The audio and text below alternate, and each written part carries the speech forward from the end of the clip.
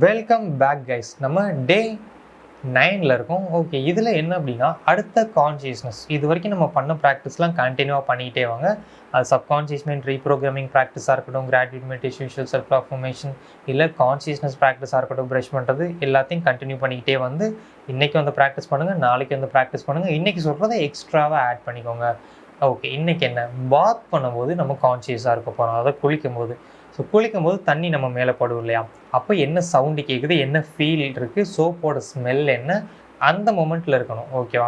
அந்த மொமெண்ட்டில் எதை பாஸ்ட்லேயோ ஃப்யூச்சர்லேயோ இல்லாமல் அந்த மொமெண்ட்டில் கவனித்து பண்ணணும். அந்த கப்பை பிடிக்கும் போதாக இருக்கணும், இல்லை ஷவரில் நீங்கள் இருக்கிறதா இருக்கட்டும், மேலே படும்போது என்ன ஃபீல், இல்லை கப்பை தூக்கும் போது எப்படி ஃபீல் பண்ணுறீங்க, அதை அப்படியே கவனித்து பண்ணுங்கள். ஒரு கப்பாக கவனித்து நீங்கள் ஊற்றுங்க. சோப் போடும்போது அப்படியே ஃபீல் பண்ணுங்கள், உங்களோட பாடியில் டச் பண்ணுறதை ஃபீல் பண்ணுங்கள். ஓகே, ஃபீல் பண்ணும்போது உங்களோட அவேர்னஸ் எங்கே இருக்கும், ப்ரெசன்ட் மொமெண்ட்டில் இருப்பீங்க. அதிக எனர்ஜி நமக்கு வேஸ்ட் ஆகாது. இதெல்லாம் நான் ஏன் பண்ணணும், எனர்ஜியை சேவ் பண்ணணும். நம்ம தூங்கி எந்திரிச்சோன்னா நமக்கு 100% சார்ஜ் இருக்கும். ஒரு ஃபோன் மாதிரியா தேவையில்லாத ஆப் யூஸ் பண்ணோன்னா சார்ஜ் வேஸ்ட் ஆயிரும்.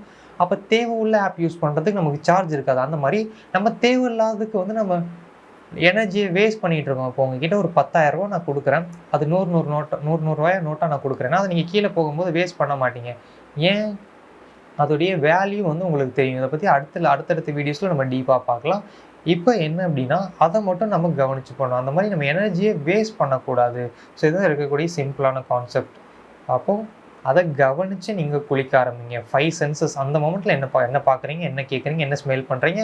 ஸோ வாட்டர் நம்ம வாய்க்குள்ளே போகும் பார்த்தீங்களா, குளிக்கும் போது லைட்டாக படும் இல்லையா, ஸோ அப்போ என்ன ஃபீல் இருக்குது. ஸோ அந்த மொமெண்ட்டை மட்டும் இருங்க, அந்த மொமெண்ட்டில் மட்டும் இருந்து ப்ராக்டிஸ் பண்ண ஆரம்பிங்க. இது ஆரம்பத்தில் கொஞ்சம் அன்கம்ஃபர்டபுளாக இருக்கும்.